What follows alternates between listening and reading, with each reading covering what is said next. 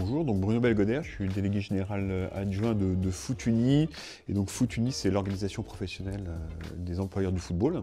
On représente les intérêts de Ligue 1, de Ligue 2 et de National, avec trois missions principales qui sont le dialogue social, le conseil et les études, et enfin tout ce qui est représentation d'affaires publiques auprès des différents acteurs publics ou privés du sport.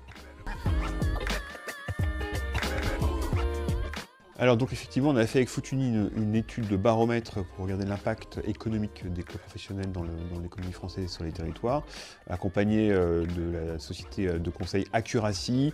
Et qu'est-ce qu'on voit? On voit qu'aujourd'hui, on est les véritables employeurs, de façon directe ou indirecte, puisqu'on génère environ 40 000 emplois. Et puis, impact économique très important, puisque c'est un impact de l'ordre de 5 milliards d'euros en valeur ajoutée, 2 directs et 3 indirects. On est des acteurs des territoires parce qu'on est avant tout des sociétés locales, on ne peut pas se délocaliser, autour de stades que tout le monde connaît bien. Et le stade, c'est un lieu de rencontre des gens dans le territoire, mais aussi un lieu de rencontre des entreprises, à travers un spectacle régulier et hebdomadaire, puisqu'on est le premier spectacle vivant français. Comme nos clubs sont des acteurs du territoire, évidemment, ils sont très présents pour tout ce qui est RSE. Aujourd'hui, on sait qu'on a 1 million de personnes qui sont touchées par nos actions. On a pratiquement aujourd'hui tous les clubs ont des fonds de dotation ou des fonds d'action.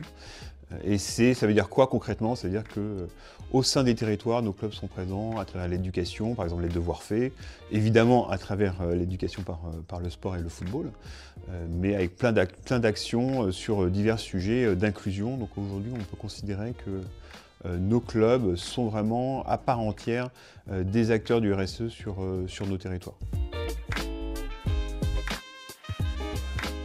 Ce qui est certain, c'est que le digital prend une part extrêmement importante dans la vie des clubs, que ce soit du côté sportif avec la data, que ce soit du côté économique avec des nouveaux supports de diffusion de nos contenus.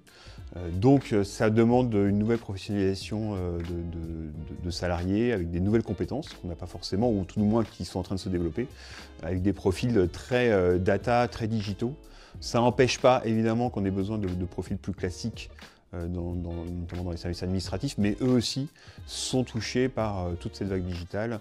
On pense notamment évidemment à l'arrivée de l'IA, que ce soit pour le marketing, la finance, ou tous ces métiers support, mais l'IA aussi à travers les métiers du sport. Donc des sujets très intéressants et de la professionnalisation extrêmement importante avec donc de nouveaux métiers qui arrivent. On les accompagne à travers des études, mais aussi du conseil. Les clubs nous demandent souvent comment font les autres aussi, donc du partage de connaissances. Ça, c'est très important, ce partage de connaissances entre les clubs.